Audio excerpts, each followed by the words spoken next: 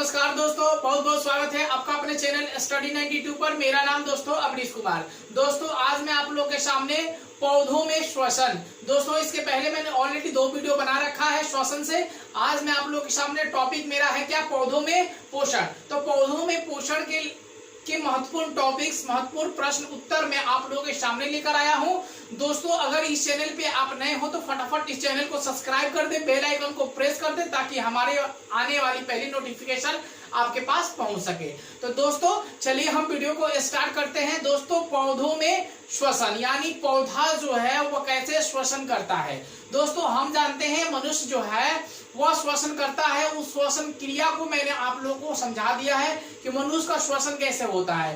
दोस्तों आज हम जानेंगे कि पौधों में श्वसन कैसे होता है। तो दोस्तों पौधों में श्वसन की कुछ प्रक्रिया है जिसे हम क्या कहते हैं, विसरण। विसरण के माध्यम से पौधों में क्या होता है, श्वसन होता है। तो ठीक है दोस्तों चलते हैं। मेरा पहला टॉपिक है, यहाँ पे देखिए 1 नंबर टॉपिक है। मेरा पहला पॉइंट है कि पौधों में श्वसन गैसों का आदान प्रदान शरीर के सतह द्वारा विसरण क्रिया द्वारा होता है। दोस्तों यहाँ देख रहे हैं आप कि पौधों में श्वसन गैसों का आदान प्रदान शरीर की सतह द्वारा विसरण क्रिया द्वारा होता है। तो पौधे का श्वसन किसके द्वारा होता है दोस्तों, तो विसरण के माध्यम द्वारा श्वसन की क्रिया शुरू होती है। ठीक है दोस्तों। उसके बाद अगला है मेरा पॉइंट 2 नंबर, पत्तियों में रंध्र पाया जाता है। दोस्तों पत्तियों में रंध्र पाया जाता है। कहाँ पाया जाता है, तो दोस्तों देखते हैं यहाँ मैंने एक पत्ती का चित्र बनाया है, आप लोग को दिखाई दे रहा है दोस्तों। तो जो उसके पहले सतह जो होता है, ऊपर की सतह जो होता है उसमें क्या पाया जाता है, रंध्र पाया जाता है। क्या पाया जाता है दोस्तों, रंध्र पाया जाता है। उसके बाद मैंने एक यहाँ एक चित्र और बनाया है और एक यहाँ पे बनाया है। ठीक है दोस्तों। देखिए यहाँ 2 जो पत्ती है, पत्ती के बीच में जो भाग होता है, ये जो पत्ती हुई ना, ये पत्ती के बीच में जो भाग होता है उसे क्या बोलते हैं, रंध्री छिद्र बोलते हैं। क्या बोलते हैं दोस्तों, रंध्री छिद्र बोलते हैं। ठीक है। और इस भाग को और इस भाग को दोनों को मिलाकर क्या बोलते हैं, रक्षक कोशिका। क्या बोलते हैं दोस्तों, रक्षक कोशिका बोलते हैं।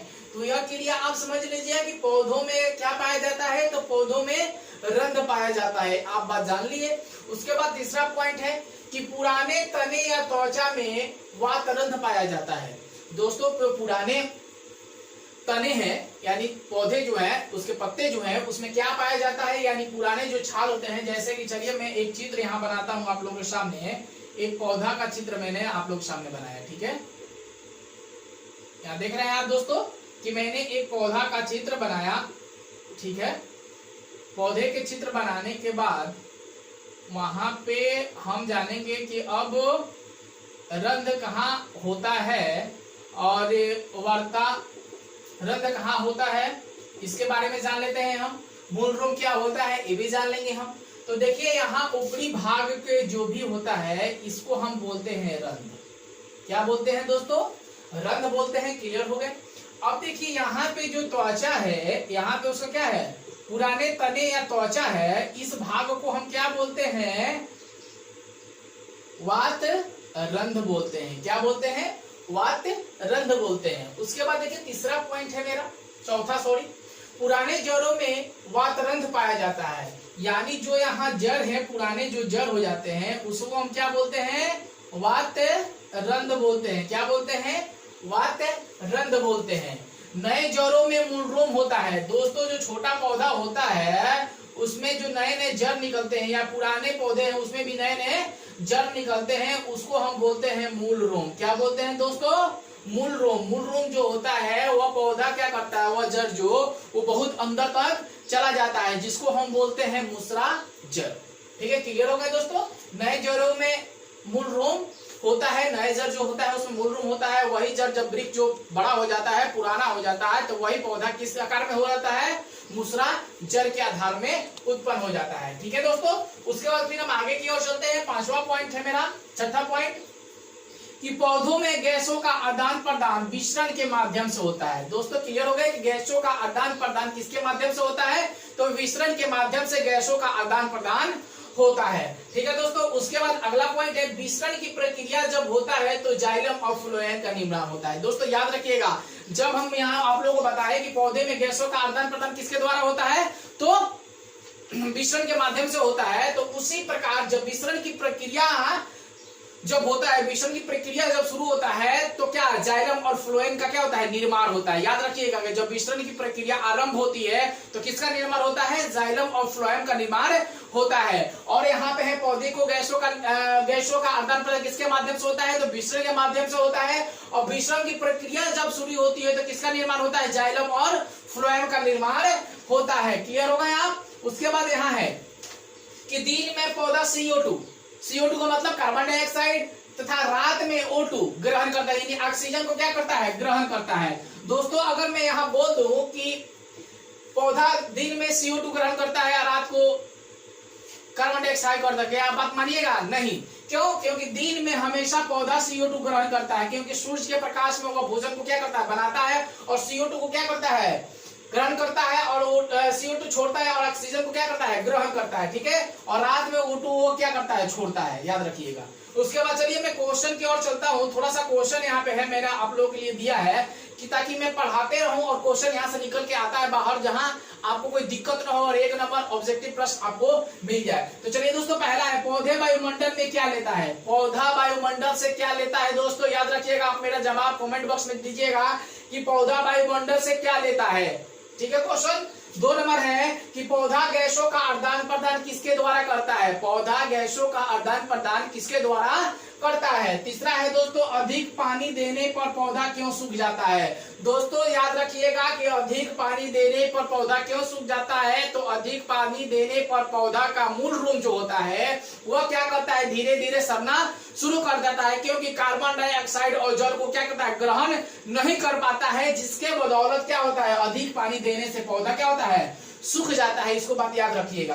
उसके बाद एक कोशिकीय जीवों का श्वसन किसके द्वारा होता है। दोस्तों मैंने अभी जो ये पाठ पढ़ा, ये क्या है, एक कोशिकीय जीव है, जिसके अंतर्गत आ सकता है कि पैरामीशियम आ सकता है, एक कोशिकीय जीव है। दोस्तों अमीबा आ सकता है, एक कोशिकीय जीव है। ये सब क्या है, फंजाई, ये सब एक कोशिकीय जीव है। उसको आप एक कोशिकीय जीवों के श्वसन किसके द्वारा होता है, तो आप बता सकते हैं किसके द्वारा होता है, मैंने बताया। और मैं आप लोगों के सामने अगला टॉपिक्स लेके आऊंगा, उससे पहले एक बता देता हूं आप लोगों को, मोस्ट इंपोर्टेंट है, उसे आप जरूर याद कर लीजिएगा। ठीक है दोस्तों, तो ये क्या हुआ, मेरा एक कोशिकीय जीव हुआ। अब चलते हैं हम बहुकोशिकीय जीव पर। ठीक है, वो बहुकोशिकीय जीव के श्वसन क्रिया पर चलेंगे। दोस्तों अगर यहाँ पे कोई भी आपको डाउट्स हो तो कमेंट बॉक्स में जरूर जवाब दे दीजिएगा, पूछिएगा क्वेश्चन, मैं उसका जवाब आपको दूंगा। ठीक है, तो यहाँ हम जाने क्या, एक कोशिकीय जीवों का श्वसन क्रिया, यानी पौधों में श्वसन। अब चलते हैं बहुकोशिकीय पर। ठीक है दोस्तों। हाँ, तो हेलो दोस्तों, हम आ गए हैं बहुकोशिकीय जीवों में श्वसन क्रिया को कितने भागों में बांटा गया है। तो दोस्तों आप जान लीजिए कि बहुकोशिकीय श्वसन क्रियाओं को 3 भागों में बांटा गया है। पहला है दोस्तों हमारा कि श्वास नली या ट्रेकिया, पहला को क्या बोलते हैं, श्वास नली या ट्रेकिया। दूसरा को बोलते हैं दोस्तों गिल्स या गल्फरा। तीसरा को बोलते हैं दोस्तों फेब्रा या मेमेरिया वर्ग। क्लियर हो गए दोस्तों कि श्वास नली या क्या बोलते हैं, ट्रेकिया, या किसमें क्रिया होती है, तो यह श्वसन क्रिया कीटों में द्वारा होती है। ठीक है।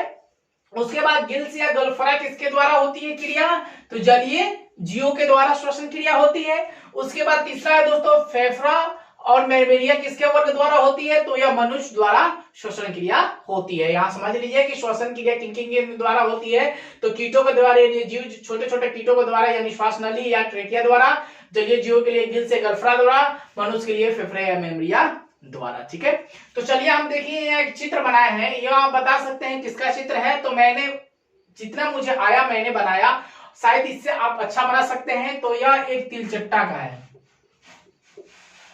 तिलचट्टा का मैंने यह चित्र बनाया है दोस्तों।